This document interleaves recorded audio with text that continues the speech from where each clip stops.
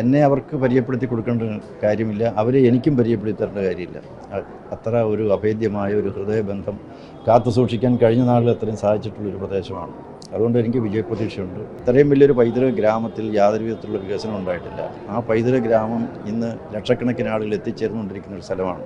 ഇന്നും അതൊരു tourism destination ആയിട്ടില്ല. ആ പ്രദേശത്തെ ഏതാണ്ട് ഇത്രയും പഞ്ചായത്തുകളിൽ ഏറ്റവും അവിശുദ്ധമായിട്ടുള്ള പഞ്ചായത്തുകളാണ് അവിടെ ഉള്ളത്.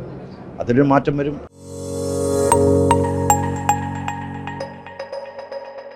നമസ്കാരം. നിയമസഭാ തെരഞ്ഞെടുപ്പിലെ BJPയുടെ രണ്ടാം ഘട്ട സ്ഥാനാർത്ഥി പട്ടിക പുറത്ത് വന്നപ്പോൾ ആദ്യഘട്ടത്തിൽ സീറ്റില്ലാതിരുന്ന പ്രമുഖ നേതാക്കളെയെല്ലാം തന്നെ പരിഗണിച്ചിരിക്കുന്നു. ഇതിലേറ്റവും പ്രധാനമായി എടുത്ത് പറയേണ്ടത് ആറന്മുളയിൽ കുമ്മനം രാജശേഖരൻ മത്സരിക്കുകയാണ്. രണ്ടാം ഘട്ട സ്ഥാനാർത്ഥി പട്ടിക പുറത്ത് വന്നപ്പോൾ ഏറ്റവും പ്രധാനപ്പെട്ട നേതാവായി നോക്കിക്കാണുന്നത് അദ്ദേഹത്തെയാണ്. എന്തായാലും കുമ്മനം രാജശേഖരൻ തന്നെ ഇപ്പോൾ ഈ ഒരു സാഹചര്യത്തിൽ മറുനാടനൊപ്പം ചേരുകയാണ്. ആറന്മുളയെ സംബന്ധിച്ചിടത്തോളം എൻ്റെ ഒരു പ്രവർത്തന കേന്ദ്രമാണ്. വളരെ നാളുകളായിട്ട് അവിടുത്തെ ജനങ്ങളെ എനിക്കറിയാം, അവർക്ക് എന്നെയും അറിയാം. അവരോടൊപ്പം അവർക്ക് വേണ്ടി വാദിക്കുകയും ശബ്ദിക്കുകയും ചെയ്തിട്ടുണ്ട്. അവരുടെ ഏത് ആവശ്യങ്ങൾ നിറവേറ്റുന്ന കാര്യത്തിലും ഞാൻ മുൻപന്തിയിലുണ്ടായിരുന്നു. അതുകൊണ്ട് എന്നെ അവർക്ക് പരിചയപ്പെടുത്തി കൊടുക്കേണ്ട കാര്യമില്ല, അവരെ എനിക്കും പരിചയപ്പെടുത്തി തരേണ്ട കാര്യമില്ല.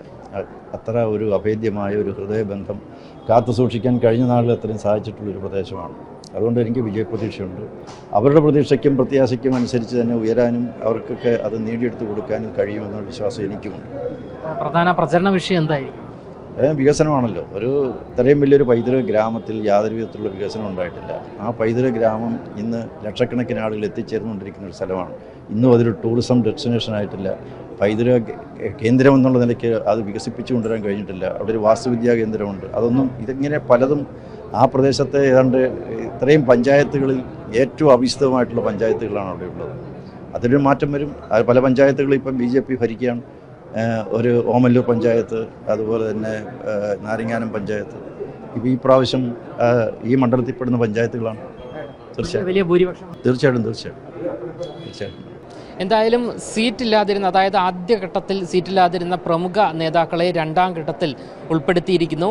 സംസ്ഥാന നേതാക്കളായ B. ഗോപാലകൃഷ്ണൻ ഗുരുവായൂരും കുമ്മനം രാജശേഖരൻ ആറന്മുളയിലുമാണ് മത്സരിക്കുക.